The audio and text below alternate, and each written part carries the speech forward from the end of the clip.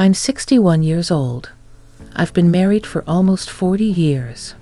To most people, I'm the kind of woman you pass in the grocery aisle and forget by the next one. Quiet, polite, always with a list and a plan. I was the dependable type. The type who packed lunches, paid bills on time, and never missed a birthday. Love, for me, was loyalty, stability, a quiet hand to hold at night. I never looked for anything more. I thought I didn't need to.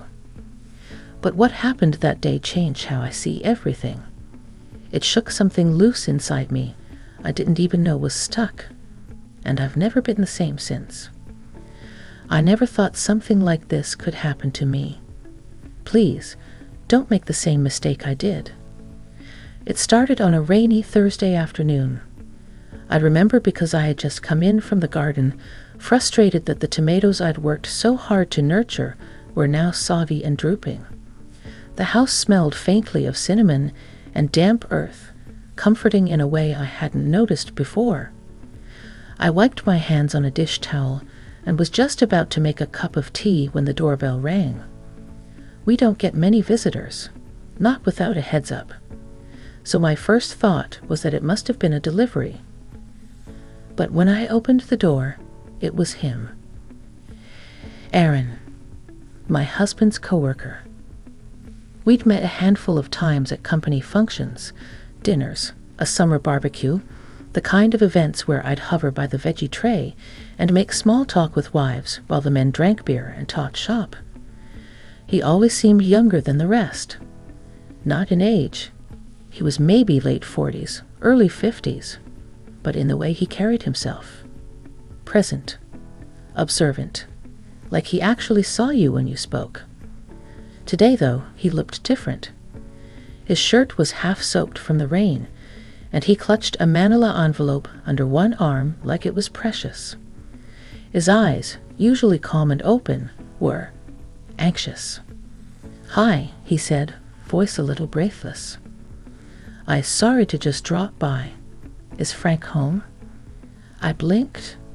No, he's at the office. Is everything okay? Aaron hesitated. That tiny pause, it hung there like a breath you didn't want to exhale. Then he offered a tight smile and shook his head. "It's nothing urgent. I can leave this with you if that's all right." He held out the envelope. I reached for it, but something made me ask, "Do you want to come in? You're soaked." He hesitated again, then nodded. "Thanks. That'd be great." I stepped aside. The house felt oddly silent with him walking in. I don't know why. Maybe it was the way his presence filled the space, like he didn't just enter a room, he settled into it. I led him to the kitchen and offered him a towel, which he took with a quiet thanks, dabbing at his hair, his collar. I made tea. It felt like the polite thing to do. We sat at the kitchen table, the rain tapping against the window panes. It was quiet for a while. Then he said it. "You know, Frank talks about you a lot at work." I glanced up, startled. "He does." Aaron nodded. "He says you're the reason he stays grounded, that you're the one person who never lets him drift too far from himself." I felt something flicker in my chest. Not quite pride, not quite sadness, something in between. "That's kind of him," I said. Aaron looked at me for a moment. Not in that casual, passing way people do. Really looked. "Can I ask you something, June?" I froze a little. Nobody outside of my closest friends ever calls me by my first name so directly. "Of course." "What do you think makes a marriage last?" The question shouldn't have caught me off guard, but it did. "I suppose trust," I said slowly. "Respect. Habit, maybe. Love, if you're lucky." Aaron tilted his head, considering that. "Do you think it's possible for two people to outgrow each other? My breath caught. I didn't answer right away, because the truth was I had been asking myself that same question, quietly, privately, for the past few years. Not because Frank and I didn't love each other, but because sometimes it felt like we were two trains running side by side. Close, familiar, but never really meeting anymore. I think, I said carefully, people change, and sometimes they don't always do it together. Aaron nodded slowly. He looked down at his hands. Frank and I had a talk today, a tough one. My stomach tightened. Is everything all right? He looked up. His eyes were darker now, sadder, but still calm. I don't want to speak out of turn, but I needed to see you. Why? Because he said something today about you, and I couldn't let it sit in my chest without at least saying something to you directly. What did he say? Aaron hesitated, then leaned forward, voice lower now, more intimate. He said you've been lonely, that he doesn't know how to fix it, that he's scared you've stopped needing him. The words hit me like a soft punch, not violent, just enough to knock the wind out of me. I looked away, and for the first time in a long time, I didn't know what to say. Aaron didn't push. He just let the silence settle between us, his hands still on the table, not reaching for mine, but near, warm, present. The rain had started to slow, but inside me, something else had just begun. I don't remember exactly how long we sat there in that quiet space, but when Aaron finally stood to leave, I felt an ache I couldn't quite name. I walked him to the door, my fingers brushing the side of the envelope he had brought as I handed it back. He gave a small smile, one that didn't quite reach his eyes, and said, "Tell Frank I dropped this off." I nodded. "I will." And then he was gone, swallowed by the damp gray of the afternoon. I stood at the door for a moment after it closed, the silence of the house suddenly louder than it had been before. My tea had gone cold on the table. I didn't reheat it. I just sat back down, staring out the window, my thoughts louder than the rain. Frank came home late that night. He was tired. I could see it in the way he moved, slower than usual, like the weight of the day still hung on his shoulders. He kissed my cheek absently as he walked in and loosened his tie. "There's something from Aaron on the counter," I said. He glanced at it. "Ah, right. He mentioned he might stop by." He did. Frank looked at me, then nodded, as if there was something more he wanted to say, but didn't. I watched him quietly. His shirt collar was still creased from the long day. His hands trembled slightly as he pulled out his phone and scrolled through emails, even though he was home and no one would blame him for just stopping for a moment. "Frank," I said gently, "can I ask you something?" He looked up. "Do you think I've changed?" The question hung in the air between us. He blinked slowly, caught off guard. "What do you mean?" "I mean, over the years. Do you think I'm different than the woman you married?" He put down the phone. "Of course you've changed. We both have. It's been nearly 40 years. But have we changed together?" He didn't answer right away. Instead, he ran a hand through his hair, then sighed. "Sometimes I don't know how to reach you anymore, June. You're still here, but you feel far."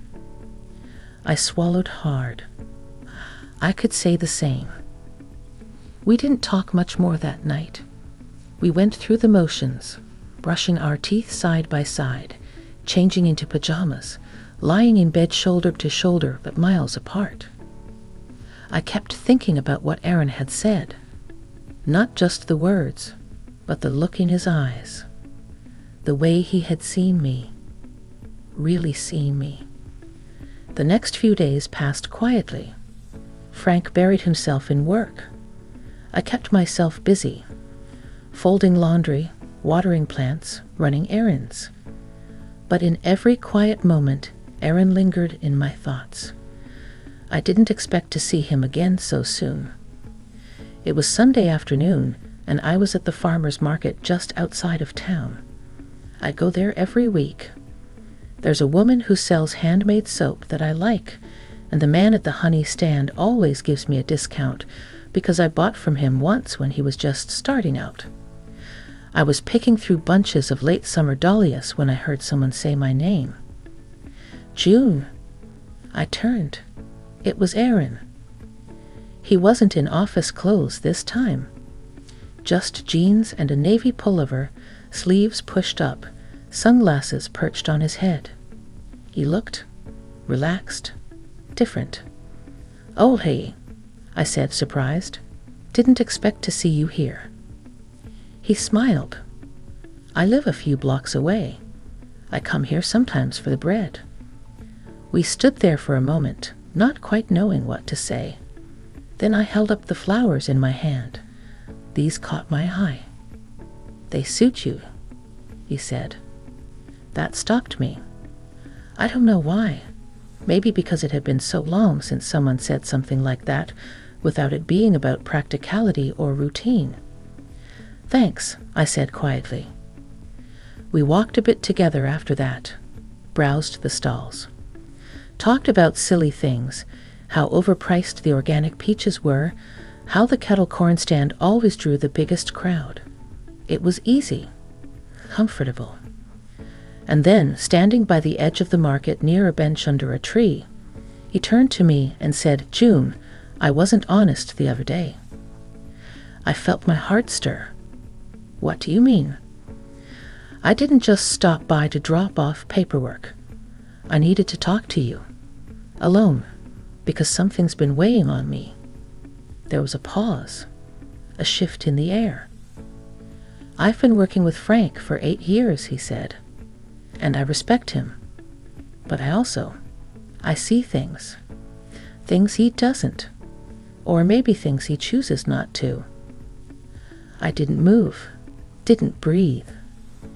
"You deserve more than being seen as dependable," he said, voice soft now. "You deserve to feel alive." His words hit something deep inside me, something tender I hadn't touched in years. I should have walked away, but instead I asked, "Why are you saying this to me?" Aaron looked at me with a quiet intensity. "Because I care about you more than I should. And I think maybe you feel it too." I didn't respond. I couldn't. Because part of me wanted to run, and part of me didn't want to leave that moment behind. The drive home from the market felt longer than usual. I remember gripping the steering wheel harder than I needed to, my knuckles pale against the leather. The dahlias lay on the passenger seat beside me, their colors too vivid, too alive for the heaviness inside my chest. I didn't turn on the radio. I needed silence. I needed to hear my thoughts. Only they weren't thoughts, exactly. They were feelings, sensations. A thrum in my chest, an ache in my ribs, the echo of Aaron's words ringing louder than anything else. You deserve to feel alive. That evening, I didn't tell Frank I'd run into Aaron. I cooked dinner. Lemon chicken with roasted potatoes, the kind he liked. We ate quietly, the way we always did. We asked each other about our days, not to discover something new, but to maintain the rhythm. Afterward, he went to the den to watch the news. I cleaned the kitchen slowly, methodically, as though if I scrubbed hard enough, I could rinse the heat from my skin. But I couldn't. Later that night, I sat alone on the back porch. A soft breeze lifted the edges of my nightgown, and the sound of crickets filled the quiet. I wrapped my arms around myself, not from cold, but from a weight I didn't know how to carry. Had I really been lonely this long? Had I really buried parts of myself so deep that someone else could find them before I even realized they were missing? And why did it feel so good and so terrifying to be seen? The next morning, I found myself checking my phone more than usual, hoping for a message, trading it, too. Nothing came. But the next day, it did. A short message. Just, "Would you meet me for coffee? Just to talk. I'll respect whatever you decide. No pressure. No games. Just that." I stared at it for what felt like an hour. Then I replied, "Tomorrow, 10 a.m., the cafe near the library." I told myself it was closure, that I needed clarity, that I couldn't let a single moment uproot my entire life without facing it directly. But deep down, I think I already knew this wasn't about clarity. It was about connection. We met the next morning. The cafe was quiet, tucked between a bookstore and a consignment shop. The kind of place with mismatched chairs and handwritten chalkboard menus. I arrived early, already seated with a cup of black coffee when Aaron walked in. He spotted me immediately and gave a small nod before joining me at the table. "Thank you for coming," he said. I folded my hands around the warm mug. I didn't come for anything dramatic. I just needed to understand. "I know." He looked tired, or maybe just thoughtful. There was something softer about him than before. "I didn't plan this," he said. "I didn't come into your home thinking I feel anything more than professional respect. But when I looked at you, June, I saw someone who had built her life around other people's needs, and I couldn't stop thinking about what was left for you." I looked down. "You make it sound like I'm someone to be pitied." "No, admired, but also recognized." I took a slow breath. "I don't know what I'm doing," I admitted. "Don't know what this is." "It doesn't have to be anything. I just want you to know someone sees you. Someone listens." The words sat between us, heavy but not unwelcome. He reached out then, carefully, not assuming. His hand rested on the table, palm up. An invitation, not a demand. I looked at it, and I placed mine gently over his. Not out of recklessness, not out of longing, but out of a quiet, undeniable truth. I had forgotten what it felt like to be touched with reverence. We sat like that for a long time. No one rushing us. No expectations. Just two people bound by something delicate and unexpected. When we stood to leave, he walked me to my car. The air was warm. A soft breeze stirred the leaves above us. "I don't want to ruin your life," he said quietly. "You're not," I said, "but you might be reminding me to look at it." I didn't kiss him. He didn't ask me to. But something had shifted, gently, permanently. I drove home in silence again, but this time it didn't